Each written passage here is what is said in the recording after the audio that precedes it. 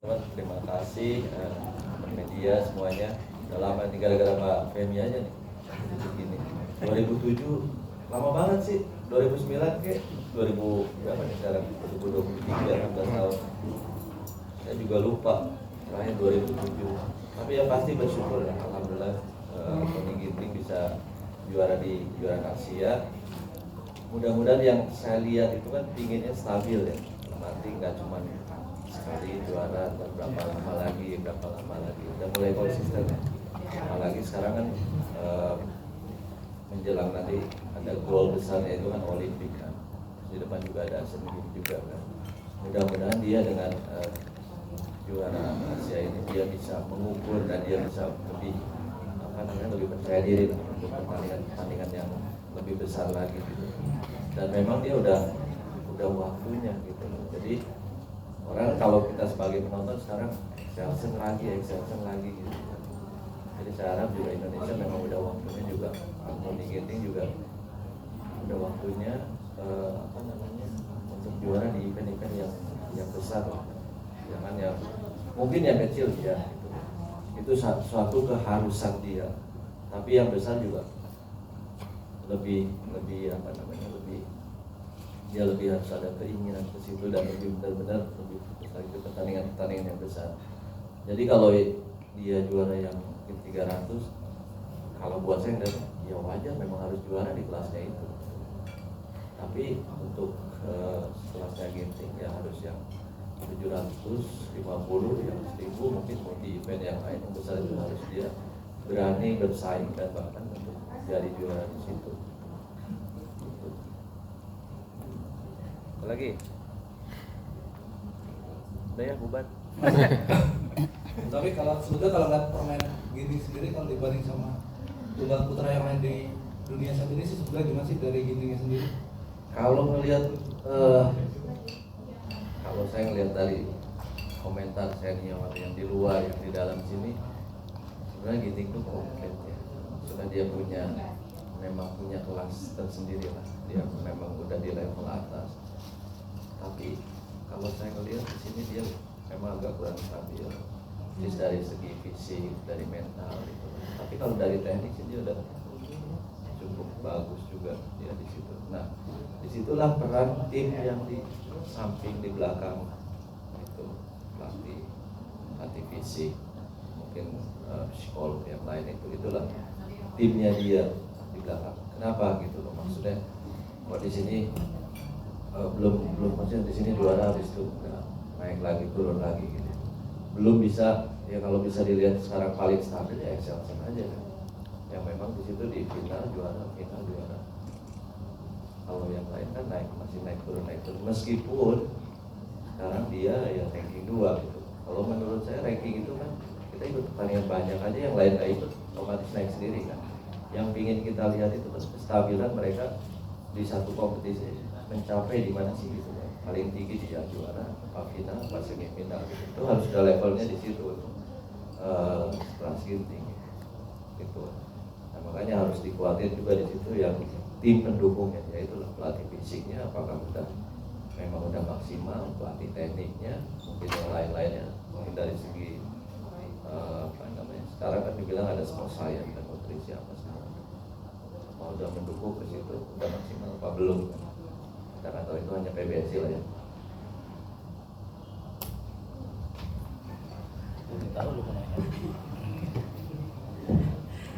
Ini kan kalau di kejuaraan Asia sebenarnya kan sama kan ya, levelnya 1000 dengan poin BWF yang sebelumnya gitu. Terus kalau melihat udah juara begini, sebenarnya dia udah menjawab belum sih untuk bahwa Ginting memang jadi tulang punggungnya tunggal putra gitu, karena kan sebelumnya cukup keras nih sama tunggal putra gitu. Ya level 1000, tapi kan di Asia, Eropa yang lain kan nggak main.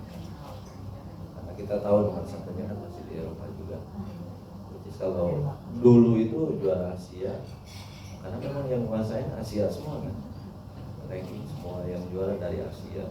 Jadi memang sangat bergengsi. Ya mudah-mudahan sekarang juga iya, dan makanya tadi saya bilang mudah-mudahan ini jadi satu motivasi buat Ginting dia bahwa dia ada di level atas gitu untuk memacu dia juga bisa bersaing di yang lain juga, nggak hanya di Asia aja. Maksudnya masih banyak pertandingan yang lebih besar daripada itu gitu loh, untuk kedepannya. Apalagi sekarang kan besok Sudirman, kalau misalnya dia dibilang tulang punggung dia sudah harus, kalau nggak dia siapa lagi ya, mungkin antara dia sama Jonathan. Tapi kan sekarang tergantung rankingnya, sekarang rankingnya di atas kan Ginting, mau nggak mau harus dia gitu loh. Dan itu ya bisa dibilang beban, tapi buat saya pribadi beban itu jadi satu motivasi ya. Karena kalau kita cuma lurus aja gitu aja, mendingan nggak usah gitu loh.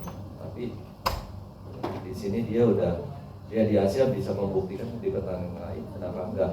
Oh, lawannya juga itu juga, sama-sama aja. Dari Cina, dari Malaysia, dari mana ya itu juga gitu. Atau pertandingan berikutnya juga ketemunya ya itu lagi juga. Cuma tinggal ketemu di pertama, di kedua, di ketiga, di mana gitu. Itu tinggal nunggu dari dia, yaitu stabilnya itu, konsistennya itu. Kenapa pertandingan sekarang bisa menang lawan ini, tapi kalau di pertandingan berikutnya lo bisa kalah. Itu tinggal ngejaga itunya aja sih sebenarnya. Tinggal finishing aja sih kalau gifting, tinggal ngatur perform dianya aja, perform aja. Artinya bisa juga kalau misalkan ada exhaustion, bisa juga dia nggak agak kesulitan karena kan faktornya ternyata di exhaustion kalau dari kemarin-kemarin. Iya sebenarnya, makanya kalau lihat rekamannya, babak pertama bisa ngimbangin. Kalau set pertama main gitu kan, kadang kedua apalagi sampai ketiga, kenapa gitu? Pertama menang, kedua ramai, ketiga kok bisa jalan kaki, nggak bisa main. Makanya maksudnya mereka lah yang tahu gitu. Ada yang salah apa sih gitu. Kalian bisa ngimbangin gitu dengan kecepatannya, dengan pukulannya. Tapi di terakhir apa? Kalau misalkan fisik udah habis, ini udah habis, udah nggak bisa mikir, udah loss aja gitu, main ngawur aja kan. Nah disitulah gunanya tim ini. Apalagi kan sekarang PBSI kan ada yang namanya sport science, mereka kan pasti analis, dia tahu lah. Dan gini juga mungkin diajak ngobrol, kenapa set pertama bisa, set kedua nggak bisa, set ketiga tambah nggak bisa. Nah, mereka itu kan PR mereka. Di situ mereka harus menganalisis ini sebenarnya yang lebih mendekati bisa rame, apalagi bisa mengalahkan yang siapa di Ginting. Di Indonesia ya Ginting, kalau yang lain siapa? Ada juga. Siapa yang di bawahnya masih jauh juga. Kalau dilihat dari statistik pertemuan mereka sama Excelsior, karena kan yang jadi batu sambungannya itu, maksudnya sekarang masih dibayang-bayangin Excelsior gitu, orang belum apa-apa kan, waduh ini lagi kan, belum apa kayak udah kalah duluan. Nah, itu lagi mana? Nah, mudah-mudahan dengan kejuaraan Asia ini dia Ginting ini bisa tambah lebih lebih percaya diri lah untuk kedepannya. Karena yang sayang gitu, maksud dia punya talenta yang bagus, tinggal kurangnya apa.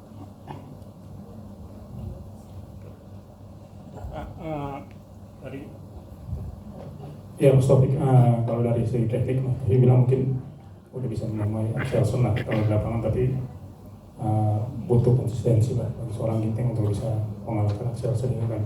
Kalau dari teknik dan permainan mungkin urusan dari PBSI lah, karena Ginting lagi di sana. Tapi untuk masalah di luar tekniknya itu, apakah bagaimana komunikasi Mas Taufik dengan Ginting, apakah selama ini ada sumbang saran masukan untuk Ginting sendiri untuk kira-kira paling tidak mempertahankan performanya atau bisa menaikkan lagi dari segi mental maupun tekniknya? Apakah ada saran dari Mas Taufik selama untuk komunikasinya dengan Ginting? Terima kasih. Jujur ya, kalau komunikasi saya nggak pernah, maksudnya nggak pernah ngasih motivasi apa-apa. Dulu aja mungkin sekali dua kali lah. Udahlah, itu udah lama banget saya ngobrol sama Ginting ya. Kalau untuk sekarang sih nggak, sama sekali saya memang nggak pernah komunikasi juga. Toh takutnya juga kan, apakah dia bisa nerima apa enggak. Terus selama ini juga dia udah gede juga kan, bisa jalan sendiri. Kecuali kalau misalkan dari anaknya yang minta, bisa aja. Toh di sini juga senior kan bukan cuma saya doang, yang lain. Orang kan tergantung dia nyaman dengan siapa. Mungkin ada senior yang lain yang memang bisa komunikasi dengan Ginting. Kalau saya datang terus menawarkan ini, saya bukan tipikal yang seperti itu juga. Tapi kalau ada orang yang minta tolong, ada yang orang ingin diskus sama saya selalu selalu terbuka dan selalu bilang ya saya bisa gitu untuk itu. Tapi kalau saya ujung-ujung datang, itu kayaknya nggak mungkin. Oke, mau nanya Mas. Saya Andre dari CNN Indonesia TV. Mas Taufik mau nanya nih, ini kan prestasi Ginting menjadi juara di BAC ini kan mengulang prestasi Mas Taufik terakhir tahun 2007 deh. 2007 nih baru bisa keulang lagi sama Ginting nih. Nah ini kan kita sekarang bentar lagi mau Olimpiade ini Mas 2024 tahun depan Olimpiade. Nah tunggal putra terakhir Mas Taufik lagi di Athena 2004. Kira-kira kalau Mas Taufik lihat nih dengan sekarang Ginting bisa mengulang prestasi Mas Taufik di Asia BAC, Mas Taufik sendiri nggak peluangnya Ginting mengulangi lagi prestasi Mas Taufik di 2004 pada saat Paris tahun depan gimana Mas? Yang pasti saya berharap ya, saya sangat berharap sama dia. Ya sekarang ini kan nih kalau bisa dilihat yang di atas itu kan hanya Ginting sama Jonathan. Saya berharap sama dua orang itu, ya terutama untuk Ginting ini bisa konsisten, bisa menjaga di levelnya untuk di yang gol besarnya itu di 2024 di Olimpik itu. Dan mereka juga harus bisa di situ mengatur kapan harus ikut pertandingan yang mana. Enggak hanya mereka ikut terus kan. Kalau sekarang kan lihat Excelsen kan, dia ikut pertandingan di sini, dia juara di sini, dia lepas yang berikutnya. Dia ngapain ikut? Dia mendingan dia pulang, dia rest, dia latihan, dia ikut pertandingan. Jadi datang ke satu pertandingan itu ya memang dia fit, dia yakin dia bisa jadi juara di situ. Daripada ikut pertandingan banyak-banyak percuma ngapain? Babak pertama, babak kedua kalah buat apa gitu. Jadi ya itu antara pemain, pelatih sama timnya itu harus mulai menghitung ke situ. Itu kan ada time, ada tingkat, ada performanya. Dia ada naik, ada turun, kapan mesti naikin, kapan mesti turunin. Dia harus tahu, harus mulai menghitung itu sekarang. Jadi nggak bisa juga semua pertandingan diikutin juga, gara-gara mengejar poin. Buat apa? Kita sekarang mengejar juara, bukan mengejar poin. Tahu kalau kita udah juara, poin otomatis naik kan? Kenapa? Hadiah juara. Bullshit lah buat atlet itu. Sekarang juara dulu baru hadiah ngikutin. Kalau kita ngejar duit terus, hadiah terus, tapi kalau nggak nyampe cuma babak pertama, babak kedua mau ngapain? Beda kalau kita kerja hitung-hitungan dulu, ada untung baru kita kerjain. Kalau jadi atlet juara dulu, nanti yang lain ngikutin. Memang hadiahnya kalau lihat sekarang kan gede apa, cuman apa itu yang dikejar? Yang dikejar kan hasil yang terbaik. Kalau hadiah misalkan gede, dia punya 1000. Tapi kalau kitanya ngerasa, makanya jadi atlet itu harus jujur sama diri sendiri gitu kan. Kalau kitanya nggak siap, ngapain kita mesti pergi? Daripada babak pertama, babak kedua. Apalagi kan kalau ngeliat anak-anak sekarang kan zamannya sosial media, zamannya media. Kan dibully dikit, dia baper, dia marah. Ngapain? Jadi saya harap mereka juga udah bisa ngitung pertandingan yang mana yang memang harus diikutin. Kan ada yang wajib, ada yang nggak wajib juga. Dia harus pandai lah di sini. Enggak hanya cuma datang latihan main, enggak. Kita harus mikirin strateginya. Harus berpikir itu.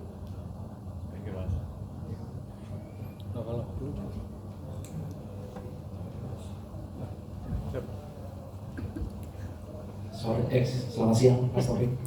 Oh pagi. Ini sebenarnya apa kiasan aja nih Pak. Kan kalau ngelihat dulu 2016 Excelsen itu kalau tidak salah medali perunggu di Rio. Terus lanjut ke 2020, habis itu Excelsen juara.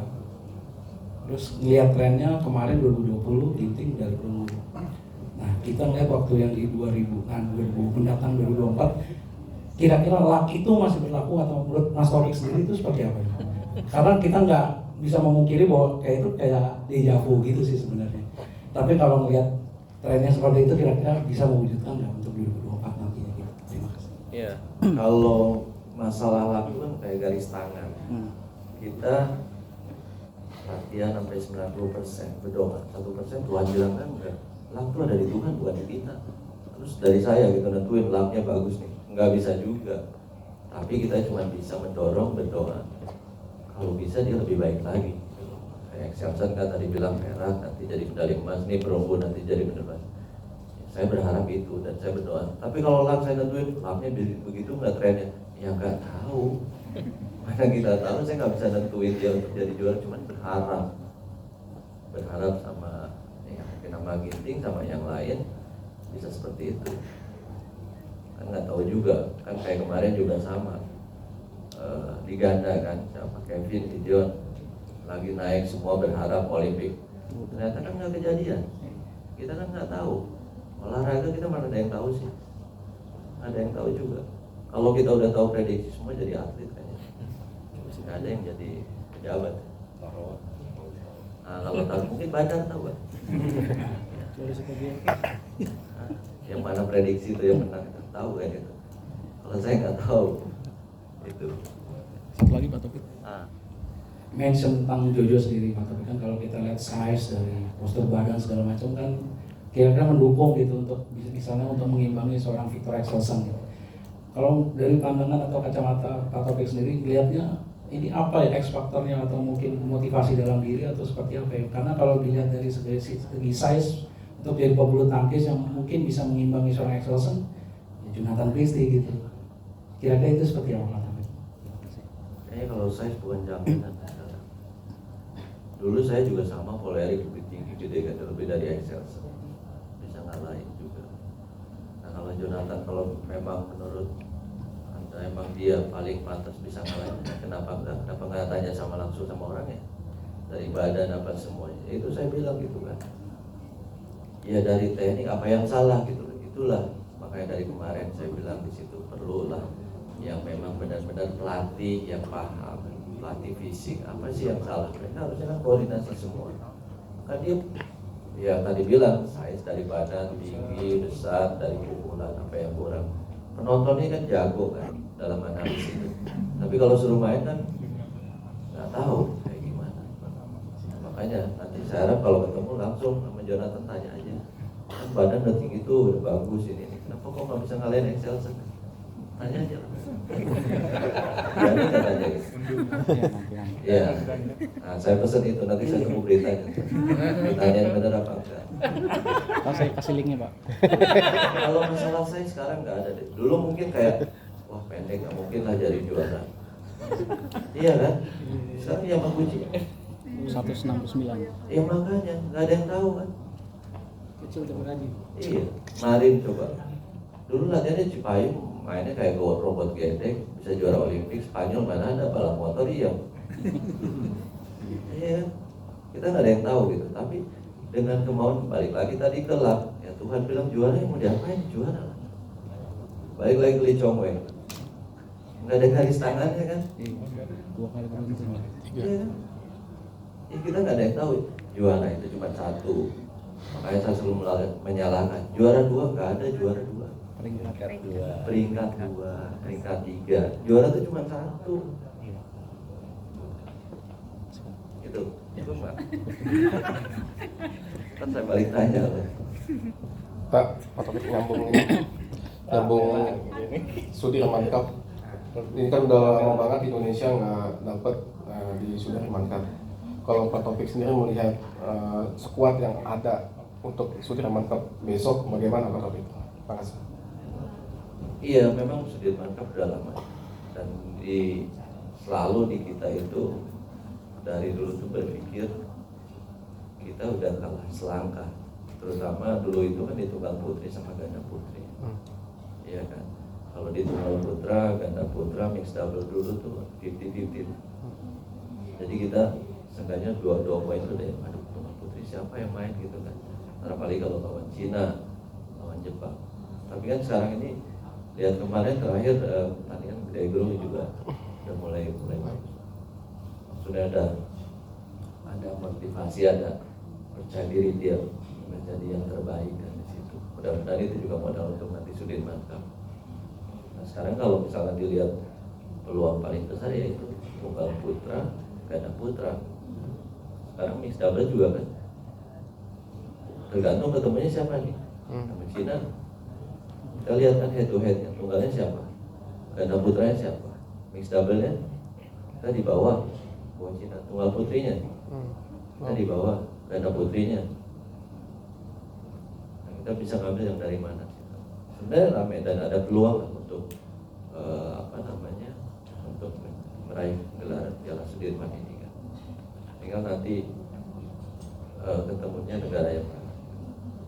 Sudirman itu kan ya, sekarang ini kan Cina, Korea juga putrinya kuat, Jepang juga kuat untuk putrinya ya. Nah, kalau peluang sih pasti kalau ditanya Cina juga mereka 50-50, maksudnya nggak ada yang 5 partai itu yang mereka kuat semua, nggak ada juga. Apalagi sekarang kita di ganda kan pasti masyarakat semua berharap juga karena ngelihat ranking, ngelihat secara pertandingan sebelumnya stabilnya di ganda putra kita memang bagus di situ. Tapi kan tunggal putra masih 50-50. Mixed double kan setelah Owi Butet juga kan belum ada lagi yang memang di atas. Tunggal putri, ganda putri, iya kan? Itu. Jadi ya peluang sangat besar sih. Maksudnya ada lah peluang itu. Ya kalau kita kan menonton sekarang hanya berharap bisa berdoa. Itu aja. Mas Taufik, balik lagi ke Ginting tadi udah dipotong soalnya. Mas Taufik itu 2004 sukses ya juara di Olimpiade. 2004 Mas Taufik juara Olimpiade, dan sementara Ginting sendiri punya waktu 1 tahun untuk bisa peak performanya di Olimpiade 2024 mendatang. Nah, ketika Mas Taufik 1 tahun menjelang atau periode ke masa 2004 itu apa sih yang dilakukan Mas Taufik sendiri walaupun ada pelatih dan sementara Ginting juga di PBSI ada pelatih? Mungkin itu bisa share pengalaman yang harus dilakukan si Ginting untuk bisa menjaga konsistensi tadi, terus kemudian fisiknya yang dilihat masih kurang. Itu aja. Terima kasih. Setiap orang beda-beda ya. Setiap orang beda-beda. Justru saya kalau bisa cerita case-nya lebih berat dari sebelum Olimpik itu. Ya kan sebelum 2000 kan mungkin Bang Erli tahu lah. Saya pindah ke Singapura, pelatih nggak ada, balik lagi itu kan zamannya Pak Hairul Tanjung, zamannya Pak Sutioso, Pak Hairul Tanjung. Ya kan kalau nggak salah itu apa zamannya Pak Hairul ke Pak Sutioso, zamannya Pak Hairul ke Sutioso. Ya banyak lah rintangannya di situ. Balik lagi, yang paling berat itu kan lawan diri sendiri. Kita punya komitmen. Nah begitu saya balik lagi ke Indonesia, saya cuma tanya sama pelatih satu, lu balik lagi ke sini, gua balik lagi ke Indonesia, lu mau nggak? Ini programnya, lu jalanin semua. Kalau memang lu mau, targetnya ini, gua mau balik lagi. Pelatih saya mau balik lagi ke Indonesia. Yaudah, saya mau komit. Oke, 2 tahun jalannya. Jadi 2 tahun itu memang malah waktu itu ranking saya jauh. Pas saya masuk Olimpik aja saya ranking 17. Ranking 17 karena Korea ada 3, jadi saya masuk 16. Itu penentuan poin terakhir untuk masuk Olimpik. Kalau nggak saya nggak ikut. Terakhir kejuaraan Asia dulu sama Sony. Ya kalau misalkan ngelihat negara Sony udah aman, bisa aja kan ngalah biar masuk dua-duanya. Tapi nggak bisa begitu aja. Dan ditargetin di kejuaraan Asia itu, kalau saya nggak juara nggak bisa masuk, rankingnya nggak masuk. Sebenarnya lebih berat perjalanannya gitu, karena rankingnya waktu itu drop banget jauh lah.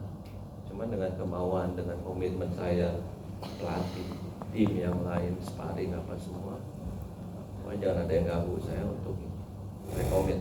Kalau saya nggak berhasil, saya keluar. Pelatih saya keluar. Akhirnya saya udah jalanin, saya bisa. Nah sekarang buat gini juga, ya sudah bikin komitmen dengan pelatih tim gimana gitu. Makanya yang saya tadi bilang, dia harus punya timeline, dia punya harus target yang mana. Kalau memang pertandingan yang nggak penting, ngapain diikutin gitu. Kita juga latihan lagi berbuat apanya dari mentalnya, apa semua yang lain. Banyaklah perjalanannya. Dan nggak segampang yang orang pikir untuk jadi juara. Mungkin mungkin udah juara ya kenapa mau juara hebat, tapi dia nggak tahu prosesnya itu yang harus memang hati-hati banget gitu loh. Kita nggak tahu.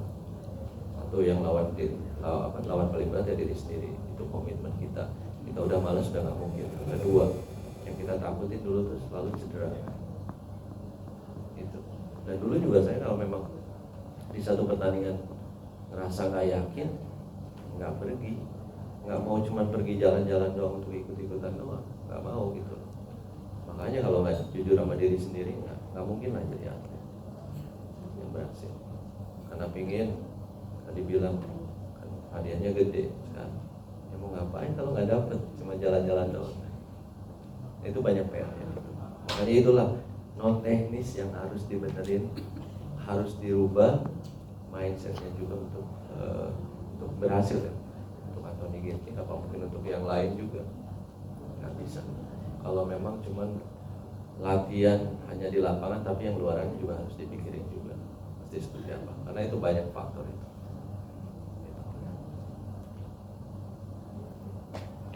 Oke, cukup? Dan alhamdulillah. Cukup? Hah? Ada bonus nggak dari SGS? Nanti saya tanyakan. Oh, Pemprov. Nanti ketuanya Bapak Kapolda kan, Kapolda Jabar kan. Iya, Ketua PBSI Jawa Barat atau Kapolda Jawa Barat itu kan. Nanti saya tanyain seminggu ini kejuaraan Asia ini. Yang pasti kalau Asian Games Olimpik ada. Asia kan Asia. 16 tahun. Salah siapa?